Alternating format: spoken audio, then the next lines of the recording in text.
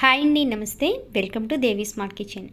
ఈరోజు వీడియోలో అటుకులతో కేవలం 5 నిమిషాల్లోనే కొంచెం స్పైసీగా, టేస్టీగా, చాలా సింపుల్గా చేసుకునే బ్రేక్ఫాస్ట్ని ఎలా ప్రిపేర్ చేయాలో చూపించబోతున్నానండి.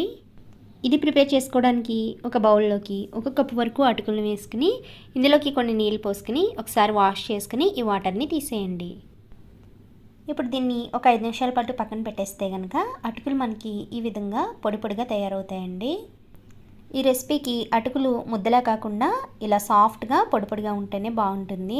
సో దీన్ని పక్కన పెట్టేసుకుందాం.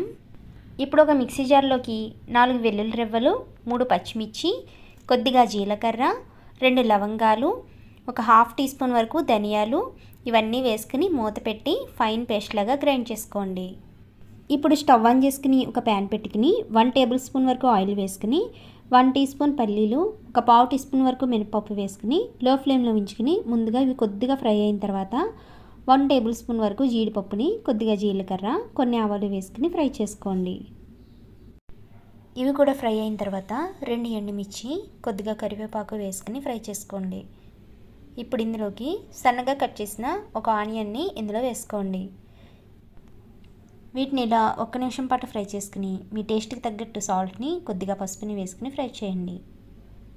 ఇప్పుడు ఆనియన్స్ కూడా బాగా మగ్గిన తర్వాత మనం రెడీ చేసి పెట్టుకున్న పచ్చిమిర్చి పేస్ట్ని ఇందులో వేసేసుకుని ఒకసారి బాగా కలుపుకొని మూత పెట్టి 1 నిమిషం పాటు కుక్ చేయండి. అంటే ఇందులో ఉన్న పచ్చివాసన పోయేంత వరకు కుక్ చేసి తర్వాత ఉడకపెట్టుకున్న బంగాళదుంపని ఇలా ముక్కలుగా కట్ చేసుకుని ఇందులో వేసుకోండి. బంగాళదుంపని ఆల్రెడీ కుక్ చేసుకుని వేసుకున్నాం కాబట్టి ఎక్కువసేపు ఫ్రై చేయాల్సిన అవసరం లేదండి. ఒకసారి కలుపుకుని తర్వాత మనం రెడీ చేసి పెట్టుకున్న అటుకుల్ని ఇందులో వేసేసుకుని ఇవన్నీ కూడా అటుకులకి బాగా పట్టేటట్టు కలుపుకోవాలి.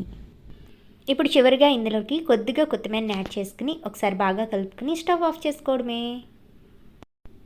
దీన్ని ఇలా వేడి వేడిగా సర్వ్ చేసుకుంటే కనుక చాలా బాగుంటుందండి. అందులోకి వర్షాకాలం కదా, తినడానికి కూడా స్పైసీగా, టేస్టీగా చాలా బాగుంటుంది.